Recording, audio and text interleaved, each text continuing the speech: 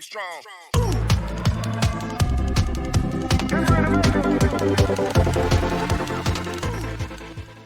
The dragon throws his fire toward him while others ask him to get away from there, but he stays still. Hyunseong and Huiwin shout for him and ask him to get away from there. In the meantime, the durability of the reinforced armor suit has decreased drastically.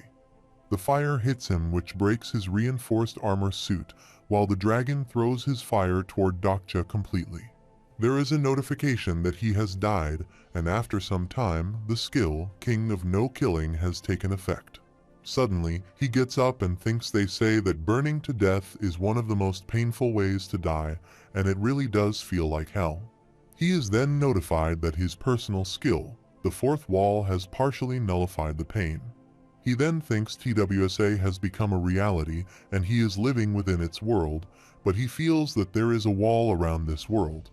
However, this isn't the time to be thinking of such things, and he should get a move on now that he has the King of No Killing attribute. This is a special attribute that he can only obtain when he hasn't killed anyone, and he will return to his body soon if the attribute functions currently. But he is shocked to see the notification that the effect of the King of No Killing has been delayed due to a conflicting personal skill, and his consciousness has been freed from the confinement of his body due to death. He is worried because something doesn't seem right, and his level 3 omniscient reader's viewpoint is automatically activated. On the other side, at the Chungmuro station, Pildo is present there and wonders why he has to do as Dokja said, and he remembers when his teammates asked him to accompany them, but he couldn't. Songha comes to him and says it's not so bad being friends with everyone, while he asks her to get Gilyong off him right now. Songha says she heard he was a major landowner in Chungmuro, and she asks him how much land he had anyway. He replies he had as much as anyone, while she says he was the only one with the landlord attribute, and there were many other landowners in the coalition. Sangha says the quality of the land matters, and she asks him if he has lands like that. In the meantime, Dokja is shocked because he can see what is happening in Chungmuro and wonders if this is level 3 of omniscient reader's viewpoint.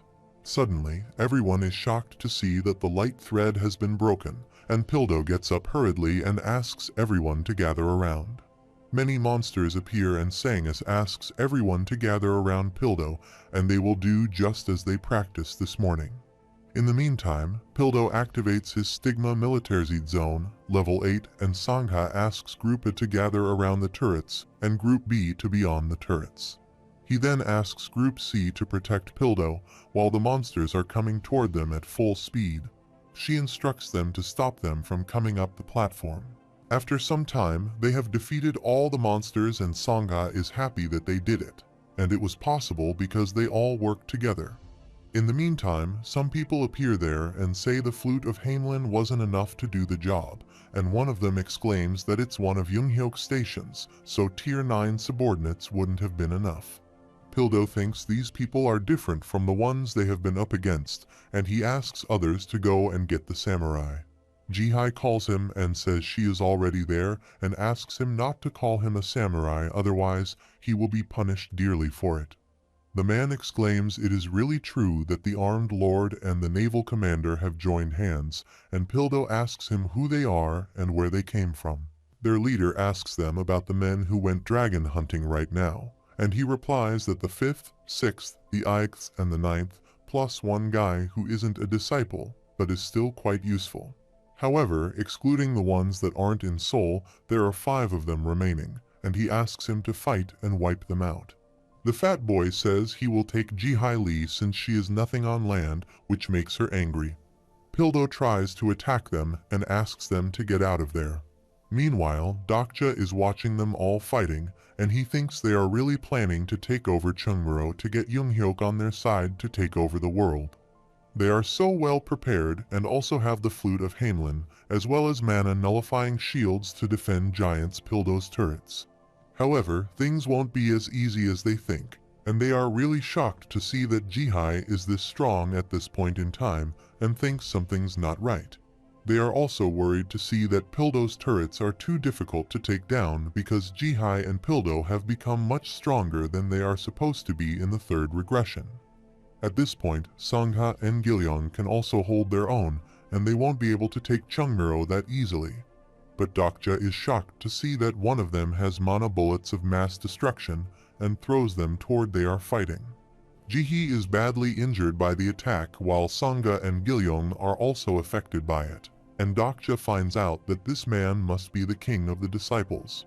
Jihai falls to the ground and the fat man laughs at her and says she should know her place as a supporting character, and he will be taking his time with her. The king calls him seventh and says they don't have time, and he replies that it's a waste to kill her now because he hasn't read to the end.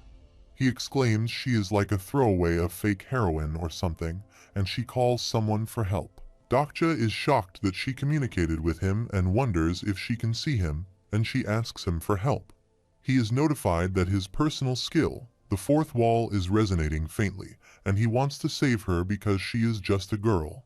Another notification appears saying certain effects of the fourth wall have been restricted due to increased immersion. Seventh hits Jihai to the ground, and Dokja is notified that his proficiency in Omniscient Reader's Viewpoint skill has increased drastically due to increased immersion. He is getting dizzy again and becomes unconscious. After some time, a notification appears there saying Viewpoint changing to first person. Suddenly, Jung-hyuk appears there and asks what is going on there, and he can also feel his feet touching the ground. He takes out his sword, reaches them, and cuts the neck of Seventh in just one blow. The Seventh dies in front of them, and everyone is shocked to see his power level, and they ask him about who he is. He replies that he is Jung-hyuk, and today all of them will die out of his hands. Suddenly, level 3 of the Omniscient Reader's Viewpoint has been unlocked, while the conflicting skills have been resolved. The effects of the King of No Killing have resumed, and his body is revived from death. Body regeneration is regressing, and his body parts are gathering to become a new Dokja Kim. His current position is at Anguk Station, where the dragon is still present and is attacking the people. He is notified that the fourth wall skill has nullified the shock of dying, and he feels the air in his lungs feel hot. It looks like he was revived with no problems when Jung-hyuk is taking care of Chungmuro, but he wonders Omniscient Reader's Viewpoint level 3. A moment ago, he was in Chungmuro in Jung-hyuk's perspective, and he felt himself in light efficient footsteps. His long fingers grasped the hilt of the blade, and that chillingly beautiful cut the head of the man. He never wanted to experience that again if possible, and wonder how he became Jung-hyuk. Suddenly, a notification appears there saying it is preparing the Omniscient Reader's Viewpoint level 3 reward. Hyunseong and Huiwin are shocked to see him, and they wonder if he used the resuscitation skill. He remembers the new attribute he obtained, the King of No Killing, grants him immortality, and its special ability is resurrection. He can't resurrect whenever, but they need to use karma points to do that. They give him 100 points to start with and a bonus resurrection to boot. He then finds no plate with the number 1 and has spent 100 karma points, which excretes his bodily waste, and his physique has been enhanced. His stamina and mana have each increased by 1. Huiwin calls Hyunseong and says they will move to the next plate. He calls Dokja and puts him in the number plate, and as soon as he keeps his foot in it, the dragon uses Flame of Destruction. They are being protected by the attack, and Hyunseong is happy to see him alive and asks him if he is alright. He then asks him if he has anything to wear because his clothes have burnt away, and at that moment he realizes that Dokja hasn't worn anything. He is so embarrassed to see him naked, and even more than his clothes, Dokja needs his items, Unbreakable Faith and his flag. But he is worried to see that they are at the dragon's feet. In the meantime, Huiwin and others rush toward him, but he is so embarrassed to see them due to his clothes. He can't help it that it burns everything except scenario items and artifacts. Huiwin gives him her coat, and he thanks her for the favor while the Constellation, Bald Army General, is a little disappointed because he was enjoying the situation. The dragon again rushes toward them, and he asks others to run, and Dokja finds out that all the disciples have burned to death, leaving the blue ice pills behind. The dragon attacks a girl and Dokja takes advantage of the situation, grabs his flag, and is notified that he can now use the power of the flag again. Number plates have been activated, and he asks others to look for the plates. They find a plate, while the dragon again uses his flame of destruction, and Dokkaebi says it looks like they are still hanging in there, but their luck won't last too long. Huiwen asks Dokja what they should do now, and he replies that they will have to fight. He deactivated his absolute shield, and he remembered that there were 5 ice blue pills, and now there are 5 of them. If they all take the pill, they might be able to damage the lesser dragon. But the problem is whether they can kill it before its next AI attack. However, he asks others to run and pick up the blue ice pills, and they might be able to win if they have that. He thinks about the skills of his teammates that Hyunseong has mountain crush skills, but lacks agility, while Huiwen is agile but doesn't have enough strength. He then spends his 4,100 coins on mana, and his main level reaches 25 from 16, and his soul resonates with the world. He takes the ice pill, which results in him exuding ice energy. He now thinks of a strategy and wonders if they should attack him together, and is notified that his attacks gain an additional 40% ice property damage. He thinks he can use the omniscient reader's viewpoint to find its weakness, and he remembers there being some kind of reward before. 3 notifications appear saying he can now claim the omniscient reader's viewpoint level 3 reward and has experienced the first-person main character POV. He can now obtain the skill of a character he was immersed in, and he finds out that he was immersed in Younghyuk, which means he can learn one of his skills. Suddenly, Huiwen appears from the side and saves him from the dragon's attack and asks him what he is doing or if he wants to die again. He is then displayed the available skills, and he can choose a skill to obtain.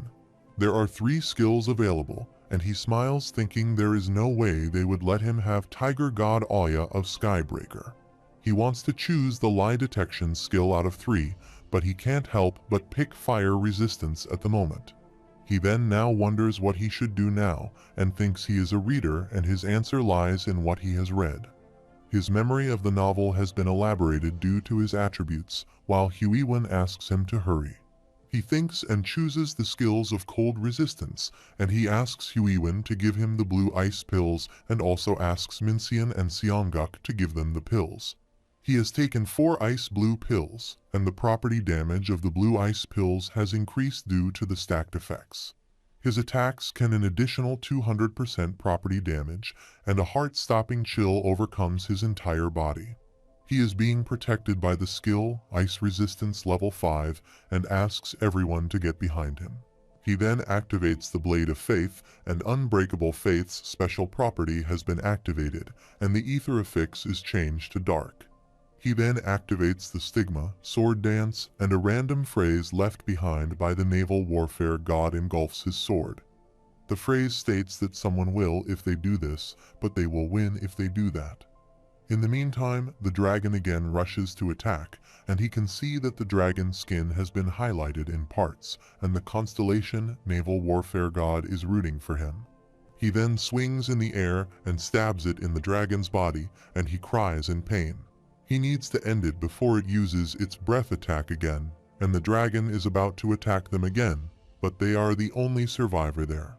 It is said that only a single plate spawned in the previous attack, and they were lucky that he had the number 5, but if the next plate to appear has 3, 4, or even 6, they will all die. He again tries to jump from there, and he wonders if he can mimic Younghyuk's sword swings just this once. He again attacks the dragon and stabs it in his body. He again attacks it multiple times using his unbreakable sword and trying to freeze his body parts using cold resistance skill. Huiwen and Hyunseog are watching him fighting, while Dokja wonders if the dragon is dead since it is not moving.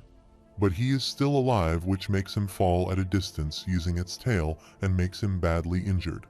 Dokja wonders if he is going to die this time, and thinks this is because he is not the main character. This time, the Tier 5 dragon, Lesser Dragon Ignir, uses his Flame of Destruction, and Dokja thinks if he was the Younghyuk, then he was the main character. He could have finished this off with one blow. However, he refuses to give up as a reader and throws his sword toward the dragon with all the power he left in his body. He targets its weak point, which is its heart, and this time the sword hits its heart. He thinks he is the only one who continued to read the novel over the past 10 years, and with this, his heart is freezing because of his skill. The dragon cries in pain, but is freezing gradually, and after a while, it freezes completely. He is notified that he has first blood on the minor catastrophe lesser dragon Ignir. At the same time, the chief of the Soul Brackn Dokkaebi Baram frowned as he read the scenario in his hand, with the title of the request to review the plausibility of regressor Junghyokyu. He thinks these days everyone is so quick to notice whether they are Dokkaebi or a constellation, and asks the Dokkaebi about who put the complaint.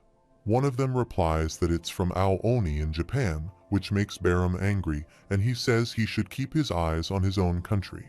Another informs him that the competition between the low-ranking Dokkaebi is fierce these days. According to this data, he definitely has a point in questioning the plausibility of the character Junghyok, and not only did he have high-level skills from the beginning, but he also had classified information that is censored automatically.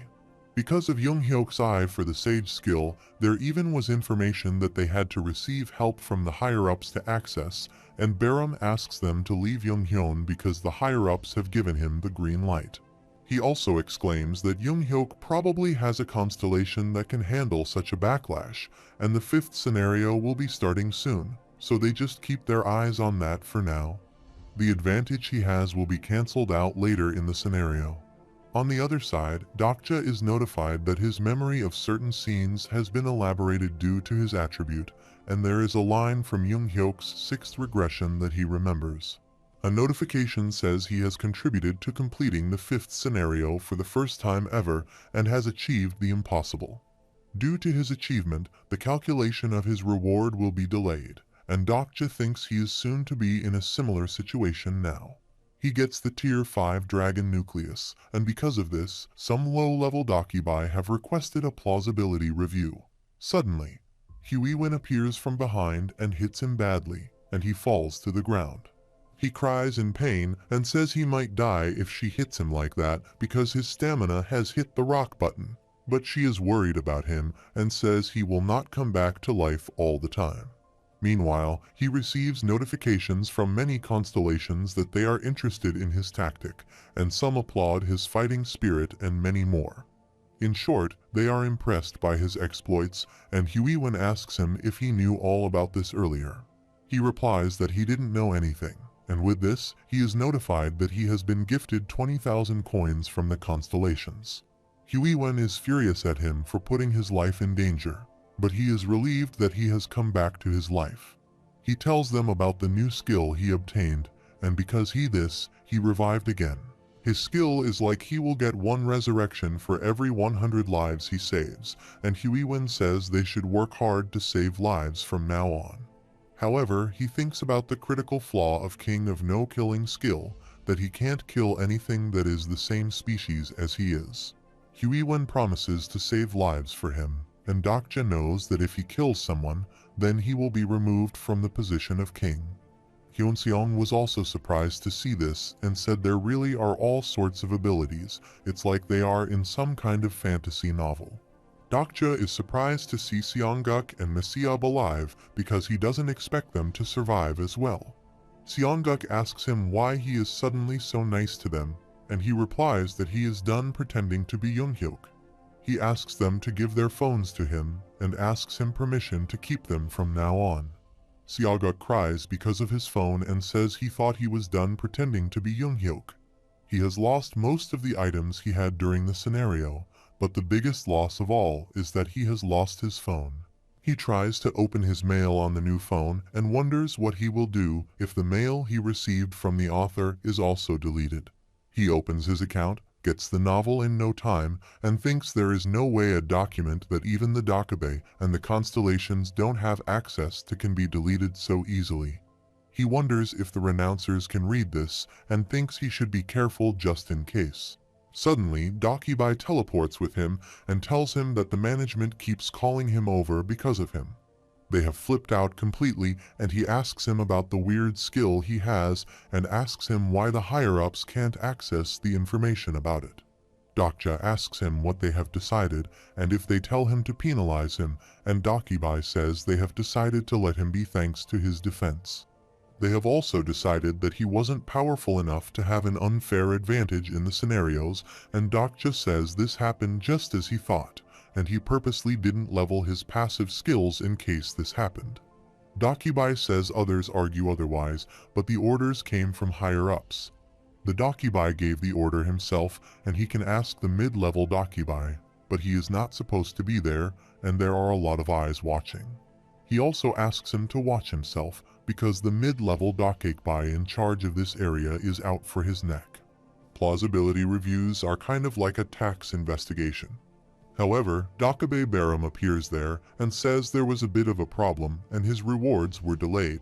He exclaims that they are late, but they will be issuing his rewards now, and multiple notifications appear there saying he has obtained 3 coins for completing the hidden scenario. He also obtained 15,000 coins for the first blood of a Tier 5 fire dragon. He has also received the protection symbol of the immunter for defeating a minor catastrophe for the first time. He will also gain the favor of the immunter in the future, and Dokja thinks this isn't a bad start to the 5th scenario. He observes that everyone else seems to have gotten good rewards, but this is all gets for defeating a minor catastrophe. Dokkaebi says there has been a hitch in the scenario because of his hard work.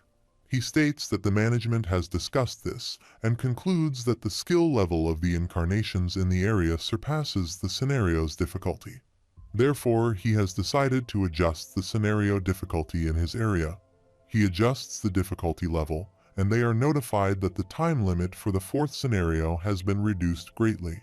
They have 48 hours remaining until the end of the scenario, and all the members of the group that fail to take over their target station within the next 48 hours will die. The main scenario again appears in front of them with 5 conditions. The time light is 48 hours, and the target station for his group will be Changsan Station. After some time, they reach Changmuro Station and are shocked to see everyone in a bad condition. Hyunseong is shocked to see the heads of the disciples lying on the track in a line. Dokja asks Songha about Younghyuk when suddenly, one more head flies in the air and falls in front of them. Dokja finds out that Younghyun chased after someone who was running and killed them. He is surely impressive, but now they don't have anyone they can question. One of them's head has been cut, but he is still alive and asks Dokja if he was the one who ruined his plan. After some time, he asks Minseon about how they were able to group together so quickly, and he replies that there was someone who got them together. Not long after the scenario had ended, he came to the station and introduced himself as a disciple, and that he was someone who had read the entire revelation. At that time, he was looking for prophets that would follow in his footsteps. The strange thing is that the same thing happened simultaneously all over the place, and it was hard to believe that it was just one person who did that. He called himself the first disciple, and Dokja now thinks that he must be the first disciple and the king of the disciples. However, a skill that lets them live after decapitation is very rare in TWSA, and he is shocked that his neck isn't even bleeding. The first disciple is impressed by him because he not only impersonates Younghyuk, but he also wipes out the disciples, steals their dragon, and asks him about who he is. Dokja observes that he still doesn't know about his identity and thinks he appeared in stations all over Seoul as soon as the scenario started, also gathered all the renouncers, and can freely travel past the barriers. He also doesn't die when he has been decapitated and claims to have read the prophecy from beginning to end. He thinks he must have used the avatar skill, and there are only a few people who can use this skill in TWSA, and they work in a field that requires creativity or in an occupation that is stressful enough to cause dissociative identity disorder. Dokja goes to him and asks if he is by chance the author of the story. An author is one of the few job classes that can use the avatar skill, and if he is an author, then the many miracles he performed make sense. They are currently in Chungmuro Station, and Dokja is sure what he is seeing there is not the real him, but it's just his avatar. He smiles and says he is right because he is the creator of the revelation, and he was the one who wrote the revelation. Dokja is shocked because that's not at all what he meant, and wonders what he meant by writing the revelation. He activates his omniscient reader's viewpoint skill, while Young-hyuk is using the skill lie detection level 6 at the same time. The disciple exclaims that he was the one who possessed the revelation, and Dokja now wants to hear what he has to say. But he is shocked by the notification that Young-hyuk has verified that the statement is true. This means that he has the real file of the novel, and also the real author of TWSA. He thinks he should calm down and asks him what the revelation is that he speaks of to be exact. He replies that an epic tale foretelling is to come in the future, and Young-hyuk verifies his statement as partially true, and the disciple asks Dokja how he found out about his plan. He asks him if he is also a prophet, and Dokja asks him if he doesn't know about him when he wrote the revelation himself. The disciple says it's no fun being an omnipotent creator, and Dokja concludes that he is not the author of TWSA. If he was indeed the author of TWSA, then he would be able to recognize him, its only reader. He exclaims that it is quite interesting because he thought that the woman in Seodaman Penitentiary would be the last disciple, but he didn't know there was someone like him still around. Dokja doesn't understand what he is talking about, and the disciple asks him to make a deal with him. He has to tell him about who he is, and he will give him some useful information. Dokja says he doesn't have any information that is useful to him, and he must be on a high horse because he outsmarted him this time. He exclaims that he knows about the future, and much more than him. The disciple is shocked, while Dokja thinks he should get to work since Young-hyuk is watching his every move. Young-hyuk has confirmed that he is telling the truth, and the disciple is shocked and says there is no way that he knows more than him. According to Dokja's knowledge, there are no text copies of TWSA because it's not popular enough. He knows about a person and thinks if the person in front of him is the one he is thinking about, then it makes perfect sense that he has the files and also that he knows a lot about TWSA. He smiles and says he didn't know he would be still doing this. Dokja thinks he seems agitated, which means he is definitely him. He asks him why he kept doing this, and it still eats him up inside thinking about the things the real creator had to go through because of him. Others are surprised and don't understand what they are talking about. Dokja says he has done enough leeching off the success of others and the world has turned to ruins, but he is still doing this. The disciple gets shocked and calls Young-hyuk and asks him to join forces with him, and also exclaims that he already knows the entire revelation and he can lead him to the end of the road he walks. He asks him to think about it because he can't beat the 46th scenario on his own, and if he wants to go up against the likes of Anna Croft, then he will have to join him. Young-hyuk says he has never heard of this thing he calls revelation. The disciple replies it is like a prophecy, and he would know because he can see his attributes, and he is the last one left among all. Young-hyuk activates his skill, Eye of the Sage, and Dokja activates level 2 of the omniscient reader's viewpoint to read his mind. But he can't use the skill due to fatigue, so the disciple asks Young-hyuk to kill Dokja because he is dangerous. He blames that he not only impersonated him, but also botched the future events, and Dokja says the same thing goes for him. He again asks Young-hyuk to join him, and he will sign a contract if he wants him to, and will never betray him. Young-hyuk comes toward them and says one calls himself a prophet, and the other calls himself a revelator. He puts his foot in his head, asks if he really knows the future, and puts his sword on Dokja's neck. Huiwen shouts from behind and asks him what he is doing, while Young-hyuk asks the disciple to tell him if he will end up killing him there or not. He says if he knows the future, then he should know what he will do next, and he replies that of course he will kill him because that's what he meant to do. Young-hyuk smashes his head and says he was all talk after all, and Dokja is shocked that he chose to spare him. He then turns back and starts walking, and Dokja asks him where he is going, but he doesn't reply. He again asks him if he is going to leave Jihai there, and he replies that he will change his plan because the future has changed. Dokja offers to work together because he can help him, but he turns and says he has paid back his debt. He is not taking his flag as his last favor to him. Dokja says he can't leave the station anyway unless he removes him from the group, because he is the leader of the group, and he can use the punishment skill on their group members. Jung-hyuk angrily takes out his sword, and Dokja says he knows what he is planning to do, and says he is going to go toward Yonggu and compete in the scenario. He also knows about his goal that he wants to get the black flag by completing the king's path. He offers his help to him while Jung-hyuk says he will be faster if he just takes his flag now, and Dokja asks him to let it try. He is notified and asks if he wants to use the skill, Punish, on the group member Jung-hyuk. He then asks him to go north, not toward Yonggo, and he will help him take the Tyrant King's territory and his flag. He also tells him about the time shortage and that there are only 48 horses left until the scenario comes to an end. He asks him if he can take over 20 stations and obtain a black flag during that time, and also exclaims that he has good reason to be heading up north. He makes him shocked by asking if he is going to abandon his family this time. He angrily tries to attack him while Dokja asks him to calm down and says he is trying to help him.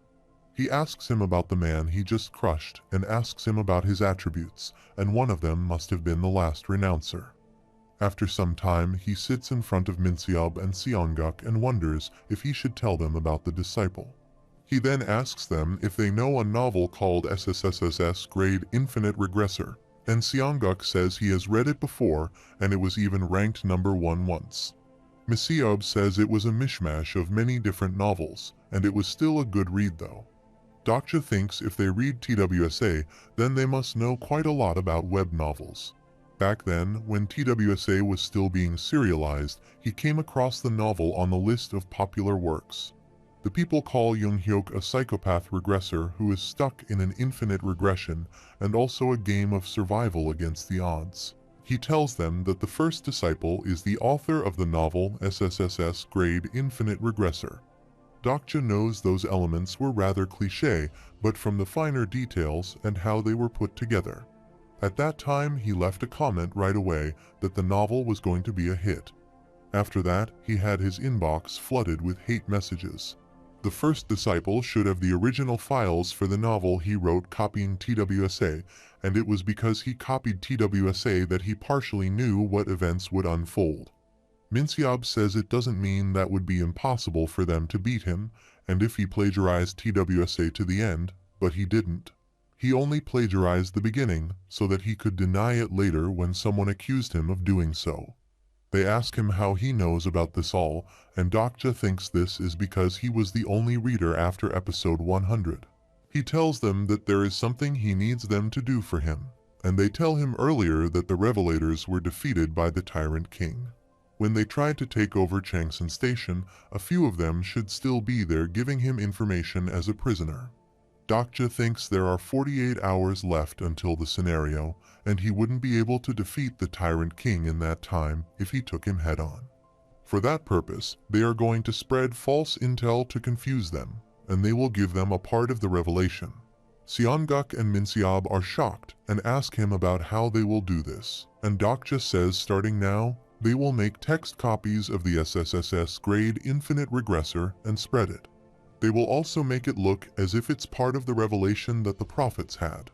They ask him how they will make the text copies when they don't remember what happens in the novel. He then goes to Pildo and asks him for his laptop. Dokja asks them why they need to remember a plagiarized novel when they know the story of the original. The plan is simple. The people who plan their movies according to the earlier chapters of TWSA are the fake authors who plagiarized TWSA. Moreover, the person who is exploiting the prophets for their revelation is the Tyrant King, the one who wants to monopolize the intel and the one who wants to learn more. He will put those two against each other and he will give them all the information they need. He will elaborate on the novel's earlier plot and add some information about some items. These items can lure the fake author and the Tyrant King. At present, their current location is Chungmuro Station and their target station is Changsan. Minseon is writing the novel according to his instructions, and after some time he gets tired and says he never knew writing could be that hard. He has nothing but respect for authors now, while Dokja says they don't need to try too hard, and it's not like they are actually writing a novel, and all they need is to add the information that can lure them out. They will also change the characters around a bit, but there is something that concerns him that it would be more than enough to shock people like Hyunseong or Jihai. They will find out sooner or later that this world is a part of novel, but it doesn't have to be now. Meanwhile, Misiel reads his mind and says he doesn't need to worry about it because Seongguk has been testing the waters, telling different people that this world is a part of a novel. However, they don't seem to be able to understand what they mean as if they are NPCs in some video game. They just think they are joking no matter how serious they are, and that's how the first disciple was able to see if someone was a prophet or not, and that's also probably why they call it revelation. Dokja asks them what the difference is between the characters and them, while Seongguk says they are real people, and they are just fictional characters from a novel. He asks them when the real world will end, and when the world of the novel begin, and he wonders if they both are real people or characters. He checked their character profile, and since the recent update, he was able to browse their character information. If all the people turn into characters with time and try to check Gilyong, it doesn't show anything again. Gilyong asks him what he is looking at, and he replies that it's nothing. Minseob calls him and informs him that he has completed the novel, and asks him to take a look and see how he likes it. He appreciates his efforts and says it wouldn't last long if it was serialized, and now asks them to spread the rumor that the revelation has been leaked. But they don't have time for this, so he will ask Donghoon for help. It won't take too long if they use his basement dweller attribute, but they will have to think about the stations that don't have an internet connection. Iljun comes forward and asks him to leave this to him because he is the man perfect for the job when it comes to rumors. He is notified that Iljun is subservient to his will, and his understanding of the character has increased.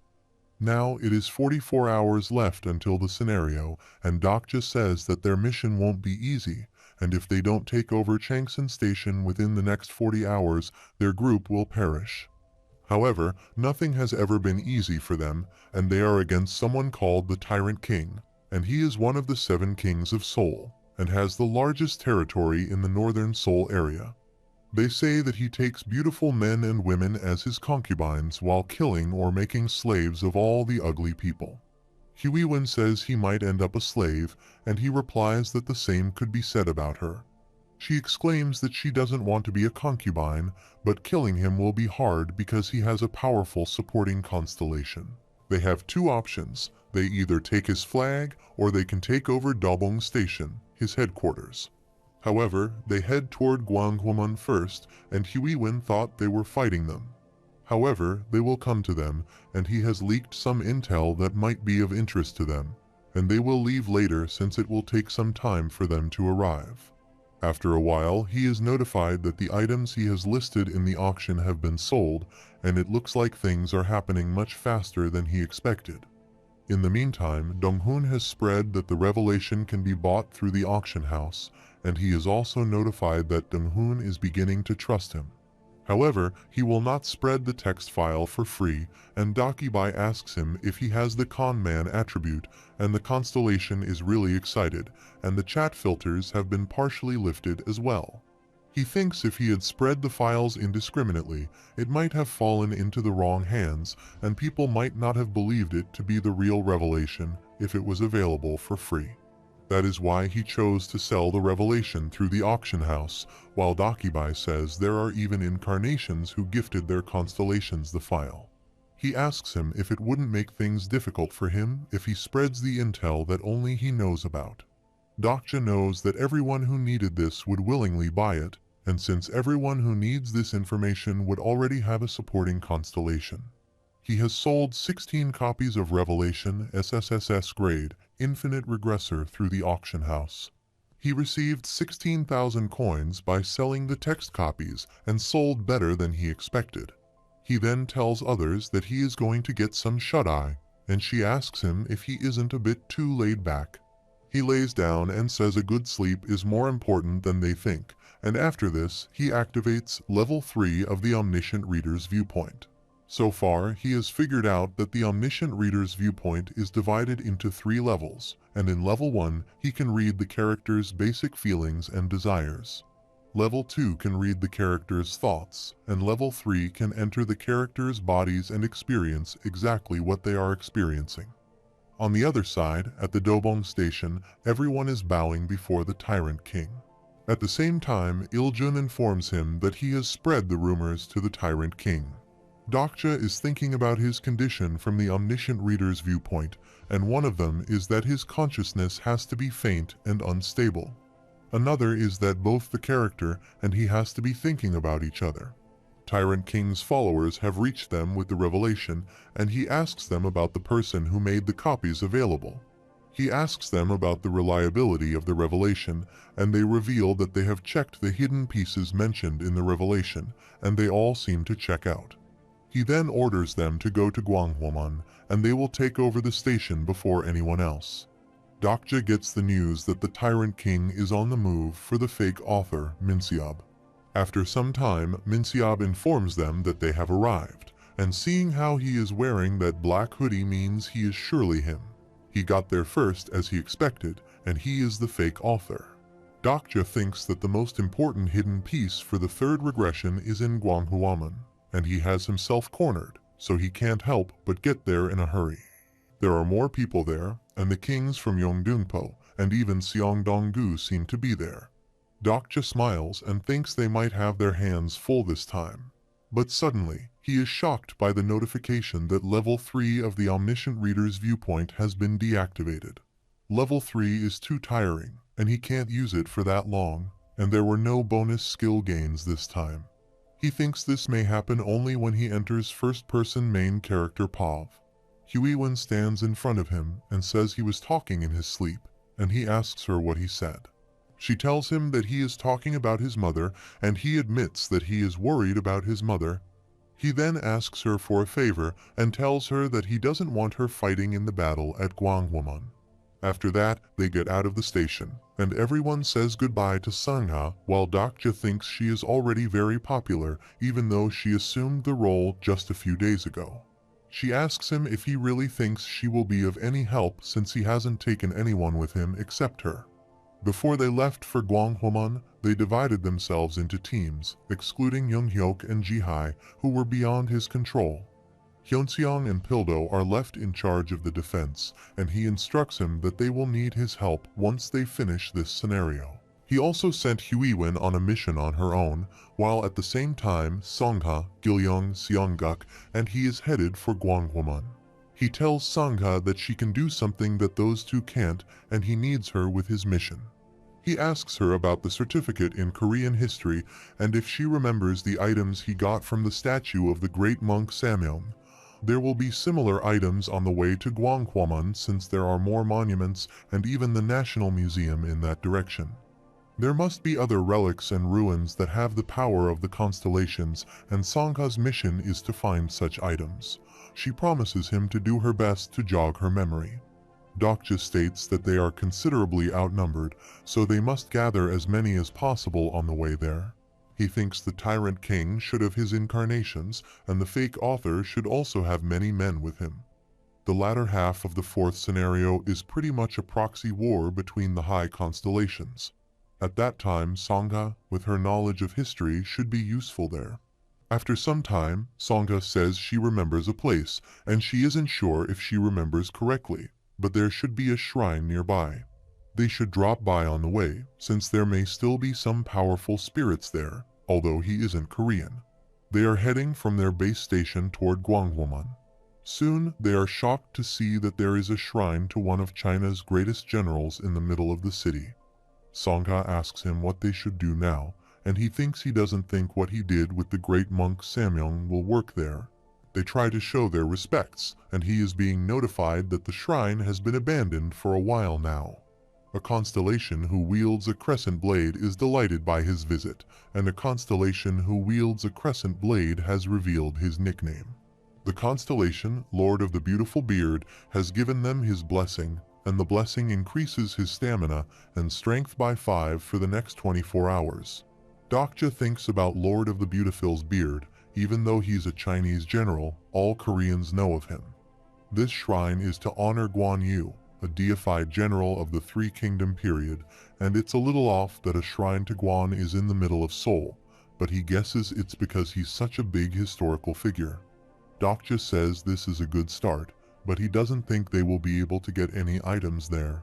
In the meantime, an insect sits in Gilyong's hand, and he calls Dokja's name loudly.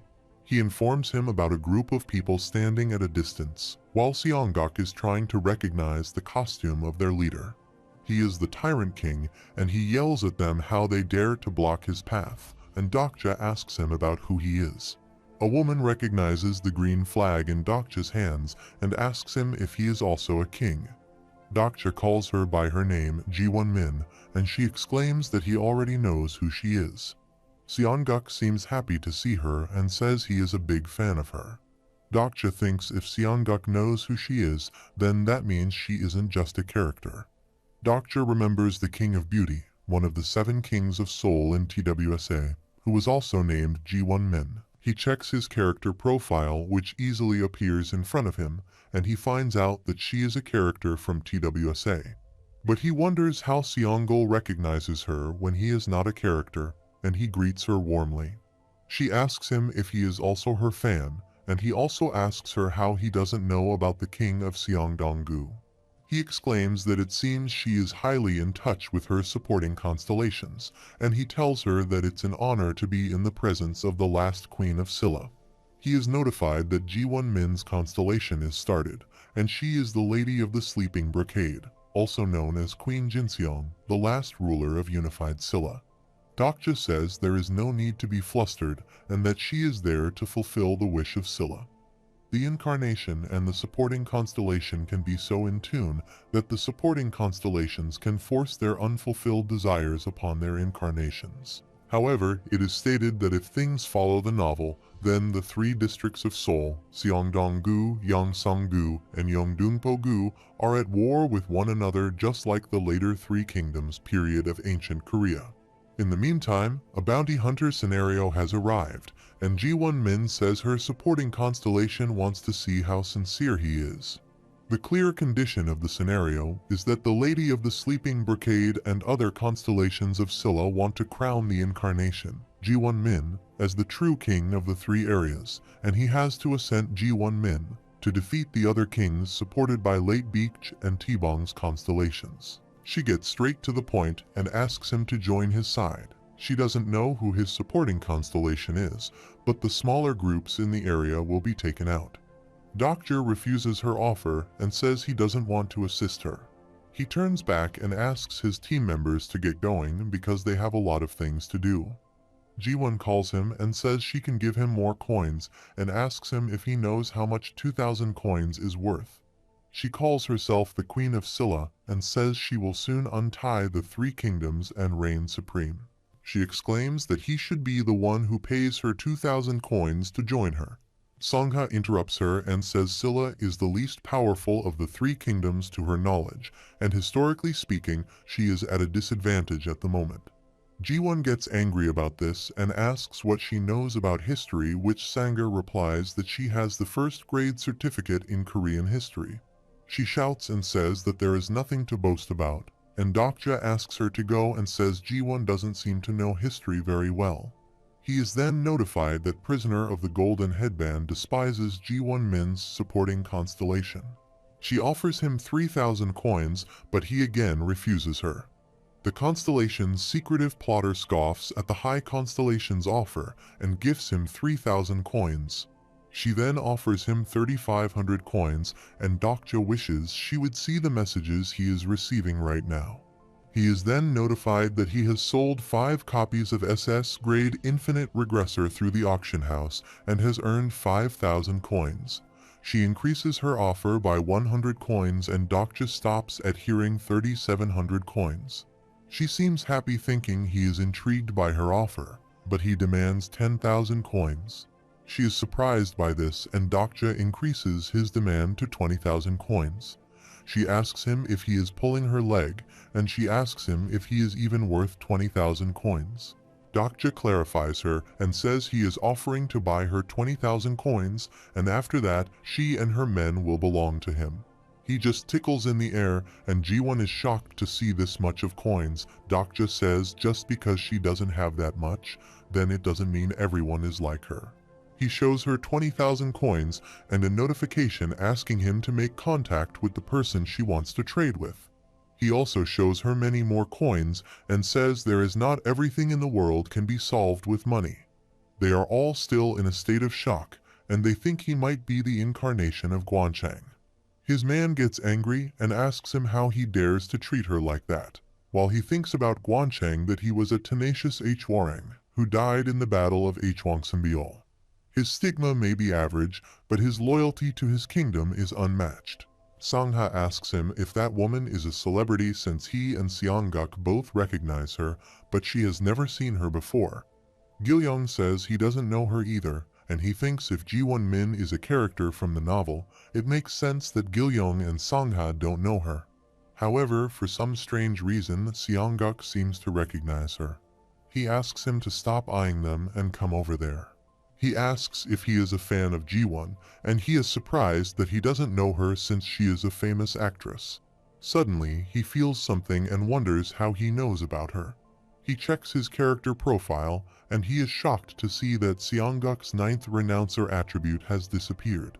He is shocked at how he becomes a character in the story. The main scenario again appears in front of everyone, and the king's qualification is that the one worthy of the throne shall be braver than the rest. Yuzin's skeleton soldiers have killed everyone while Seongguk says they can go around just picking up the flags. After that, his brown flag absorbed the contribution points accumulated in the brown flag, and it has now turned into a purple flag. He can now use the skill of the purple flag, while the constellation Yuzin calls him and says there is something strange about him that he has maintained his sanity even after hearing his voice. He remembers about the incarnation that they usually faint when they hear the voice of a constellation. Yuzin asks him to remember that he owes his one, and he has to break the law of plausibility to help him. Dokja says he is grateful for that, and he will not forget his kindness. He calls him and says he is quite impatient and doesn't even seem to have an heir to succeed him yet. Dokja says he is sure he will someday, and he will make sure to tell them what happened today if he ever does. Yuzin then calls him about his supporting constellations, and Dokja now gets the point of why he kept bugging him. Yuzin has grown quite fond of him and says he would like to be his supporting constellation to roam this world with him. Dokja refuses his offer, and Yuzin asks him about the reason and says he has seen the might of his power, and his stigma will make him the most powerful incarnation of this world. Dokja admits that he has a great stigma, but he is not powerful even though he is not a fabled constellation. He laughs and asks him to get some rest considering his age, and he is notified that the constellation, prisoner of the golden headband, is snickering at the great King Hyunmoo and has been gifted 300 coins. Dokja wonders if he has provoked him so much, and he asks him if he knows that he is still under the effect of his blessing. He makes his head pain and suggests he think of him again. Yuzin says he mentioned that he was forbidden from killing and wonders what will happen if he does. Sangha sees him in pain and asks him about it, but he asks her to get away from him. Yuzin asks him to test his oath by killing Sangha. Dokja says it won't affect anything because he is controlling him, but Yuzin asks him to test this out for some time and says he will give him back control of his body the moment the blade pierces her. Dokja asks him to stop and thinks there will be another chance to pick a supporting constellation after the 4th scenario ends, and what he wants is for him to swear he will sign a contract with him then. He then asks him to make a promise with him that he will choose Yuzin Kim the next time he gets to choose a supporting constellation. Dokja again refuses him and thinks if he was going to pick one, then he would have already chosen the great sage, Heaven's equal. He thinks the body belongs to him, and he doesn't care if he is a constellation. He then activates his personal skill, the 4th wall, and asks the constellation to get out of his body. The constellation is shocked and leaves his body, and he receives the notification that the constellation connected to him via the echo of the stars has been removed. The constellation, the Great King, is puzzled by his power, and he will now keep a close eye on him from now on. When he is left, Sangha asks him if he is alright now, and he is surprised to see her light thread around his body. She replies that she couldn't just leave him behind, and she was afraid that she might be attacked if she stayed close to him. He laughs and says it was a great improvisation. She unties him and Dokja observes that Queen Jiwon is staring at him, and he asks her why she is still there. She replies that she was just about to leave and they just happened to be heading the same way. She came to help him, but it seemed that she was the one who received it, and Dokja says they will meet like enemies the next time they meet. She offers him her friendship and says it grows out of trust, and this is a saying that the Hwarang lives by, and Dokja thinks she will be a benevolent king this time around. After some time, they reach a place, and Dokja tries to call Mesiab, who appears from an invisible cloak. He asks him how many people entered so far, and he tells him about 9 king, including the tyrant and the first disciple. They had 7 purple flags and 2 brown flags, and 2 of the purple flags seemed much darker than the others. Dokja thinks that must be the tyrant king and the first disciple, and he then asks them to wait outside, and only he, Sangha, and Gilyong will enter. He only needs 3 people now, and they reach in front of the National Palace Museum of Korea. He receives notifications about a new hidden scenario, and he has to clear a relic dungeon of his choosing. He has 4 options for the dungeons, and Dokja chooses the 3-man dungeon, the room of the copper acupuncture men. Soon, they entered the 3-man dungeon, and there were a lot of level 7 clones, the copper acupuncture men. As soon as they reach there, all the clones rush toward them to attack. Sangha dodges one and attacks him back, but she is shocked to see that it stays unharmed. She asks Dokja about what they should do since they won't take any damage. Dokja asks her to look closely at their bodies and asks if she can see the inscriptions. She will see that the acupuncture points have different colors. Some will paralyze them, some will silence them, and some will even kill them. Puncturing these points will yield varying effects, and instruct her to target those points. Suddenly, he puts his sword on one of its points, and with this, its head breaks and falls to a distance. He is notified that the first copper acupuncture man has been slain, and he asks Sangha if she understands how it works now. He asks her to get this over and done with because there are still 99 acupuncture men remaining. After some time, they have cleared a 3-man dungeon, and they have each been awarded 4 ancient coins for clearing the dungeon.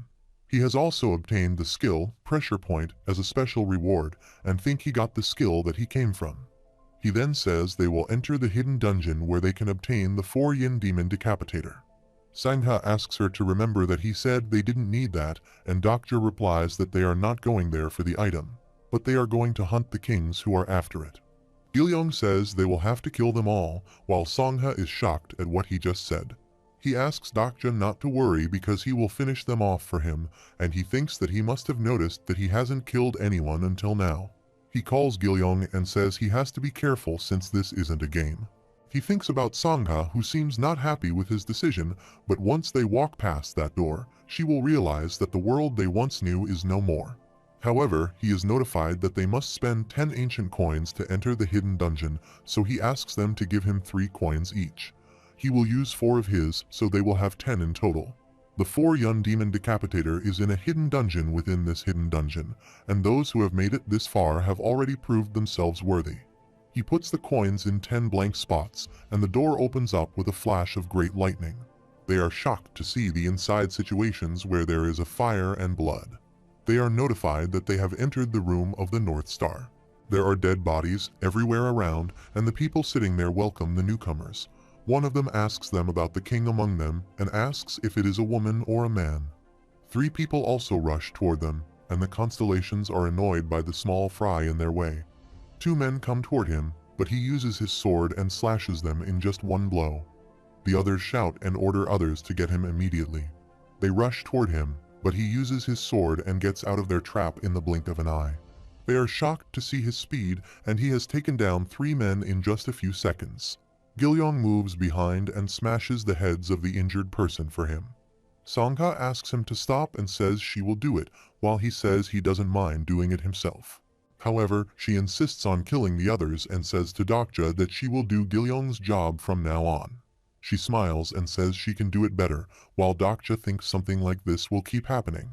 Suddenly, a man appears from behind and asks him to calm down, saying he is not there to fight them.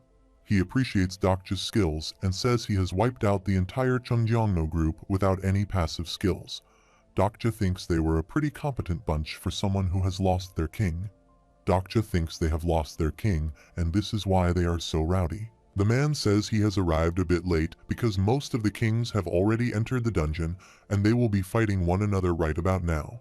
It's obvious who will come out on top since the last king who passed through was the one who made this mess. Dokja asks him about the last king, and he asks him if he has heard of the Tyrant King, and says he is the most powerful king in the Northern Seoul area. Moreover, people are already saying that he will be the one to sit on the ruler's throne.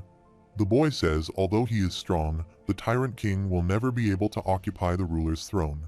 He may be strong, but he is no leader since a true king should attend to the needs of his people above all else. He exclaims that the king he follows is someone who can do exactly that, and this is why so many incarnations follow him. He is certain that he will be the one to take over the ruler's throne. Dokja thinks his king must have entered one of those doors too, and the reason he is still there is he wants him to join them. He exclaims that he is just there to make a suggestion. He asks him if he would like to form an alliance with them, and Dokja asks him why they will do this. The boy asks him to think about it, and asks what will happen if a madman ends up with the legendary sword and in control of soul of the ruler's throne. Dokja thinks an alliance against the Tyrant King was also formed in TWSA, but it is happening in the third regression means the future has been changed. The boy says their group will fight against the Tyrant King soon, and they have already talked to a few other kings about this. He asks Dokja to decide after meeting their king, and with this, one of the doors opens and their king gets out of it. They are shocked to see their king, while his followers bow before him and say they have been waiting for his return. Sangha and Dokja seem to recognize him, while Dokja checks for his character summary. His name is Sangyong, and they both introduce each other. Dokja thinks Huiwen should be there, and he asks Dokja if he wants him to read his fortune because he is a skilled face reader. Sangyong has activated his skill, mind reading, and Dokja already knows about his stigma. It doesn't allow the user to see the target's attribute but provides a rough summary.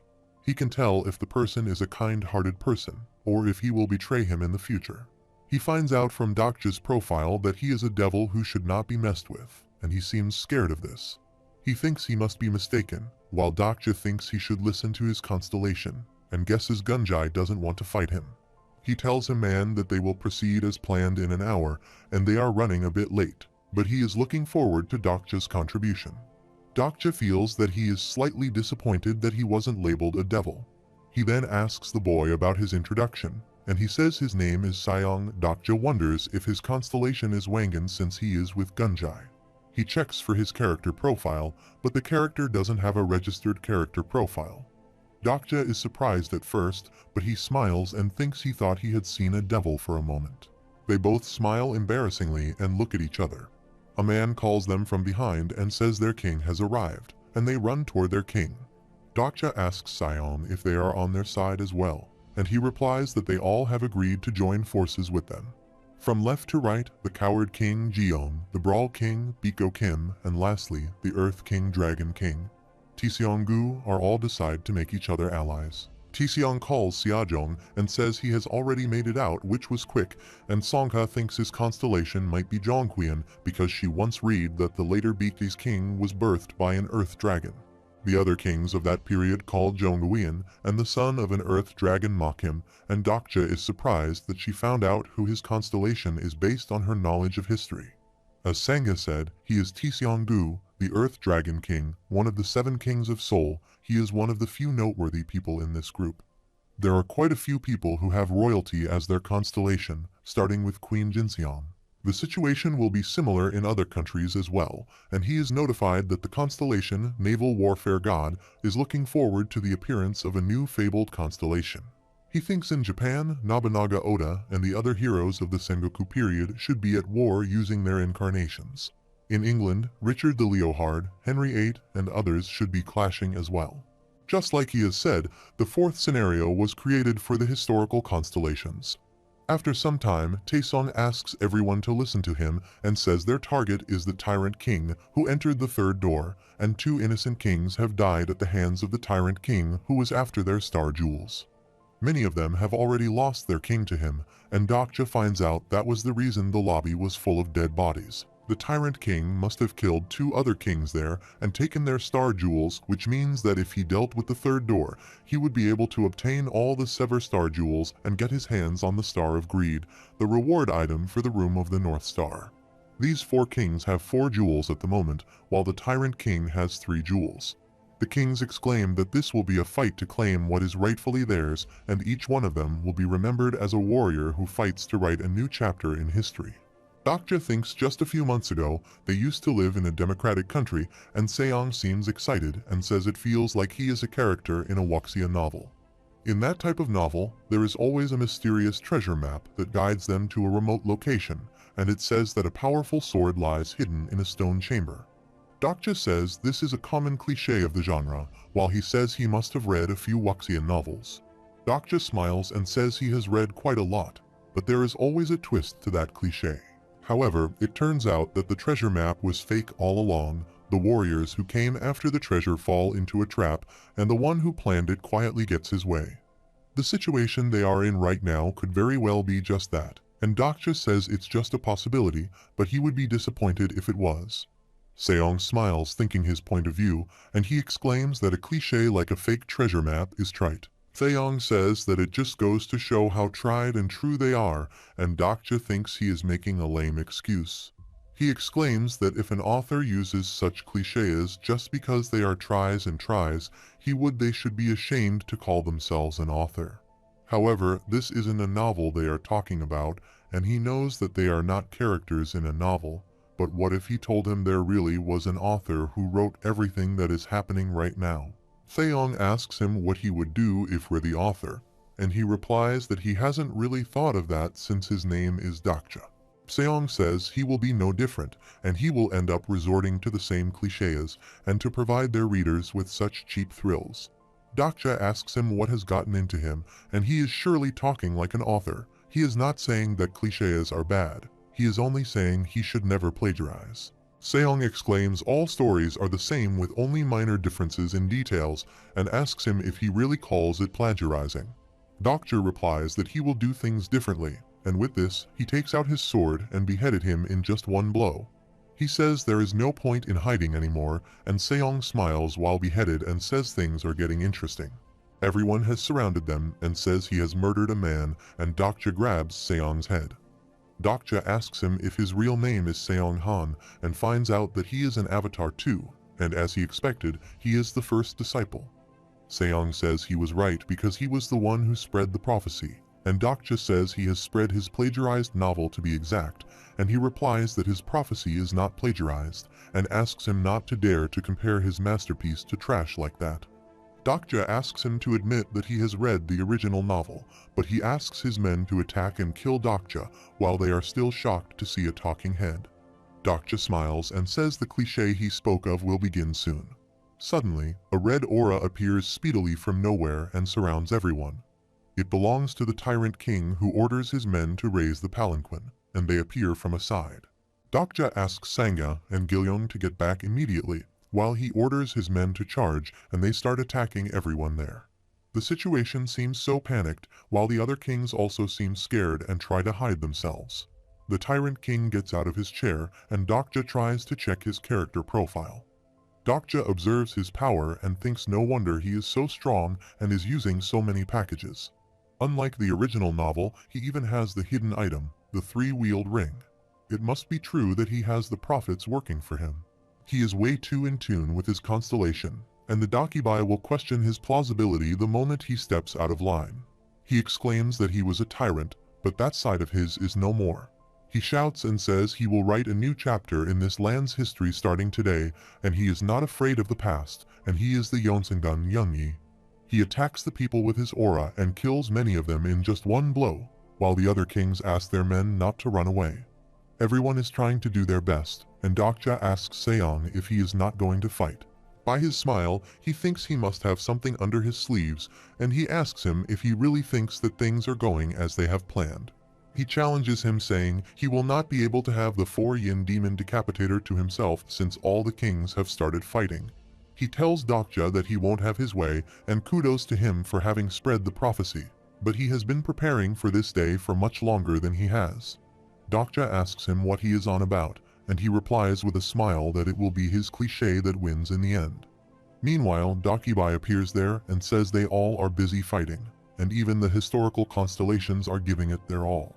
He smiles and exclaims that he has come with great news, and the second qualification will now be unveiled. The second qualification is that the one who dreams of sitting on the throne must desire it, and only a limited number of kings can challenge their claim to the throne. Dokkaebi reveals the number of kings that can participate in the challenge will be 5. There are 14 kings currently, and they think that there must be some kings outside, and the number of kings in the hidden dungeon is 12. The tyrant king laughs and asks which one is the king among them, and the other kings advise each other to fight him together. Meanwhile, Seong shouts from his place and tells the tyrant king about Dokja that he is the king, and he saw it with his own eyes that he has the flag. Everyone stares at him, while he releases his face and makes him fall. Everyone wants to kill him now, while they are just watching them quietly. Suddenly, a man attacks the other king and kills him, and with this, the number of kings has been reduced. Another man has killed another king, and with this, the current number of kings is reduced to 12. The other kings are now scared of each other, while the tyrant king also rushes toward one of them. Meanwhile, a man appears from nowhere, steals everyone's jewels, and laughingly exclaims that he knows that his cliché will win. The fake king Suyong-han has acquired all 7-star jewels, and Dokja is surprised to see a woman in the form real plagiarist. He wonders why she is called the fake king, and she has used her avatars to infiltrate their ranks and waited for the best time to strike. After a while, they are notified that the 7-star jewels have been sacrificed to summon a new item, and the fake king Seong has summoned the 4-yin demon decapitator. She grabs the sword and asks everyone to see that it now belongs to her, and now she will kill every last one of them. Songha asks Dokja about what they should do, and he asks her to calm down because they will be alright.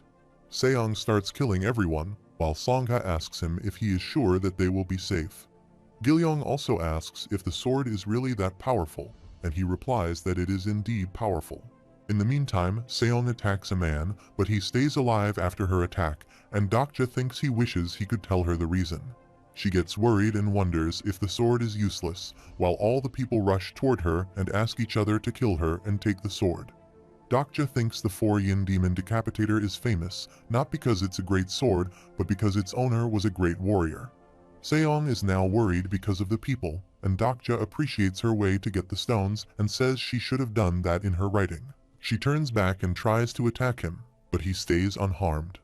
Meanwhile, the tyrant king also rushes toward them angrily and says he will end them all, and they seem frustrated to see all this mess. Dokja seems to be waiting for someone and says he should be there by now, wonders if that man is lost, and thinks that the north is a little ways away, but it shouldn't take him this long.